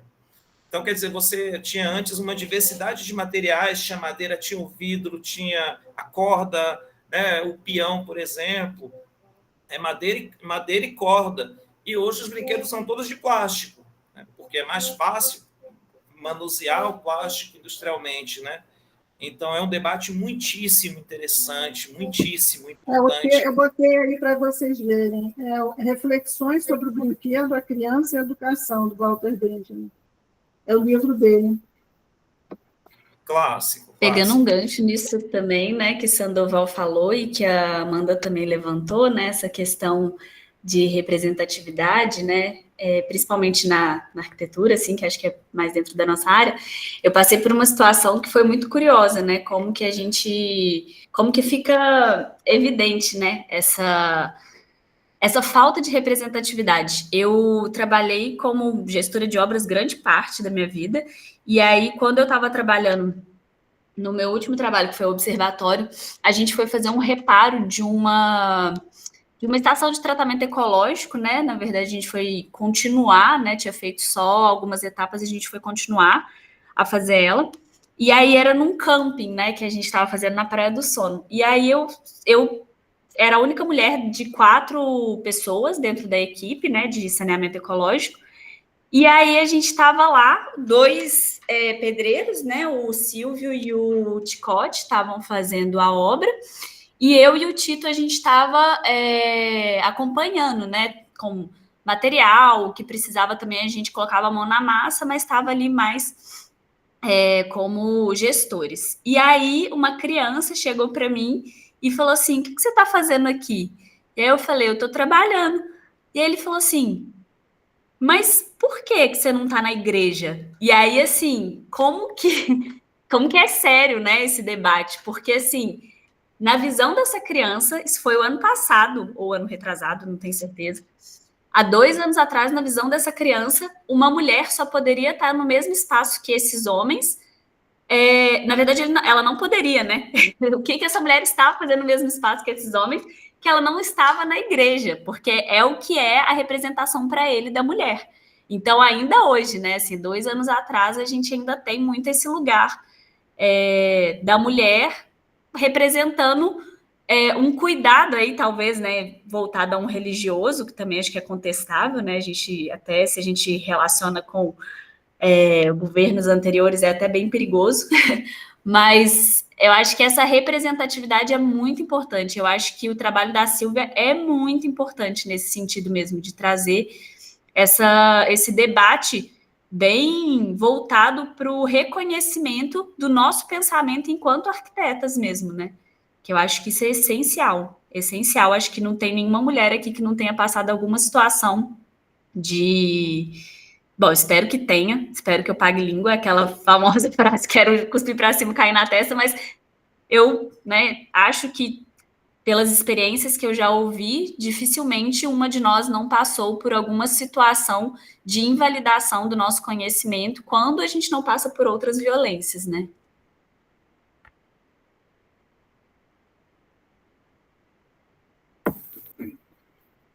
Gente, nós vamos ter também aqui, para o Írio, uma trans muito legal, Vênus, que vai vir falar do trabalho dela. E eu fiquei impressionada, Ana Luísa, que ela vai estabelecer essa relação com o México, que você também está estabelecendo, né, no tema da verdade, Diná, eu adorei. Não é?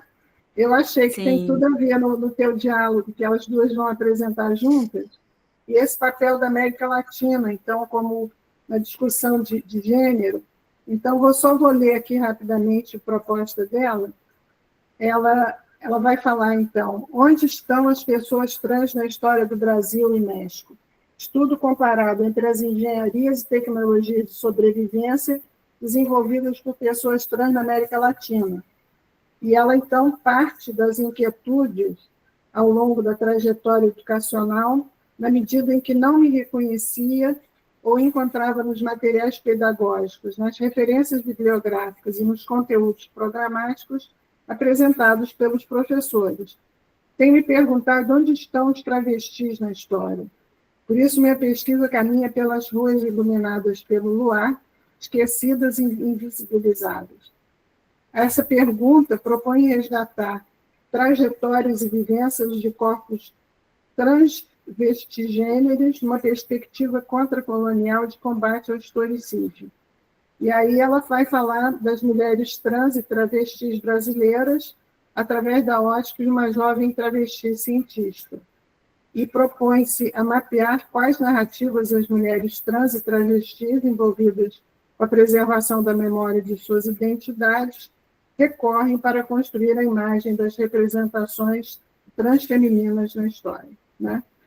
e a sua hipótese é que se tem produzido discursos múltiplos na atualidade, onde ocorrem processos de difusão das engenharias e tecnologias de sobrevivência compartilhadas coletivamente por esse grupo social. Então, fica aqui o registro da Vênus, que vai falar para a gente. Ela está à frente de um movimento muito interessante dentro da universidade, que é o APIC, né? Eu falei para vocês que é esse grupo para criar, então, um vestibular na UF transgênero e ligado também a indígena e quilombola. Então, é um momento, acho, importante para a universidade, né? Que está tendo uma vanguarda aí, no sentido de abrir para essas discussões dentro do campo de ensino, que é muito diferente, né? Quando você tem algo que é intrínseco e que está ali ligado, então, à própria realidade da universidade, né? Então, é o pessoal da História, Mariana Paladino, que está à frente da Maloca, e que Ana Luísa, então, vai mostrar a nossa participação também na arquitetura e urbanismo. E eu queria perguntar se vocês estão a fim de fazer uma maloca, estão a fim de fazer um exercício na semanal, né? Na Semana de Arquitetura, na SAU agora, né? Semana de Arquitetura e Urbanismo, em 2025, porque fomos convidados pelo Ronaldo Brilhante, que é o nosso vice-diretor, e pela Caula também, que está organizando. Então, é algo para a gente pensar se é possível a gente fazer um exercício de habitação indígena dentro do campus, né? Fica aí, então, essa provocação e essa vontade também de ver um canteiro surgindo, né, Silvia? Talvez possa até fazer parte. Desculpa, Ana Diná, te Luísa, interromper. você tem que coordenar, Ana Luísa, você que é nossa arquiteta biofílica. Não, com prazer. Eu fiquei pensando, Diná, que talvez possa até, não sei se a gente tem agenda, né, mas se, dependendo de quando for acontecer, talvez possa ser uma atividade da disciplina, né? Eu estou conversando aqui com o pessoal, mas seria legal, né? Para a gente ir para o campus lá, para a semana, e construir alguma coisa, né? Sim, com certeza. A gente importa o Sandoval. Você vem? Quando vai ser, Diná? Olha, eu não tenho ideia da semana. Vou botar aqui para ver. Eles falaram, me ligaram agora, mandaram dizendo, deve ser por agora. Porque quando eles mandam assim, é porque já está em cima, né? Eu estou numa peleja aqui na UEPA, fui apoiar a oposição, aí agora o reitor não deixa eu sair nem para... Mas o pessoal da Bienal estava ligando diretamente para o reitor para ver se ele me autoriza, libera a minha viagem lá para São Paulo. E, ao mesmo tempo, eu também estou tentando ir pela FUNAI, quem diria, né? Mas é porque o Morotiori vai comigo também, né? Se eu for. Então, eu estou tentando conseguir esse financiamento. Mas, assim, problemas que você arranja quando você vota e apoia explicitamente a oposição, que na UEPA está difícil. Olha, 20 a 24 de outubro. É super 22 é meu aniversário. É muito em cima. É ótimo comemorar com vocês. Não, a gente pode tentar fazer, porque se a gente já conseguiu, a Ana Luísa sabe mais do que eu, um espaço, um terreno que o reitor quer doar, eu acho que é o momento de ocupar, né? Pelo menos simbolicamente, é um momento importante de marcar essa ocupação. Esse terreno, Diná, tem alguns terrenos que a gente visitou, e aí estava para os jovens da APIC decidirem qual que eles preferem, e a gente estudar o plano diretor, porque, assim, o que a gente precisa é desse documento assinado pelo reitor. Eu acho que é uma ótima deixa, eu acho que a gente tem que utilizar isso para dar andamento mesmo. E ceder o terreno, oficialmente, na semana. Exato, né? Exatamente. É um momento político importante, de ter uma visibilidade. Fazer uma pagelança lá, pegar o copar, esse aqui, ó. Sim. Pega lá, Sandoval. Olha lá. É pena que Pajé Sapainha era o nosso pajé aqui que fazia as pagelanças. Aí, se o reitor declinar, a gente chama o cacique Cobra Coral para começar a chover lá só na casa dele. É incrível essa história que A cacique que Cobra o Coral William estava também. falando aqui do... Vai duvidar, na dúvida, não duvide. Na dúvida, não duvide, né? Enfim, o cacique Cobra Coral é Cacique fogo. Cobra Coral. Tá ótimo, gente. Então, ficamos hoje por aqui. Eu acho que a nossa participação aqui, esse espaço participativo, está cada vez melhor. O diálogo aqui está muito, muito interessante. Tá? Vou parar aqui. Gente, semana que vem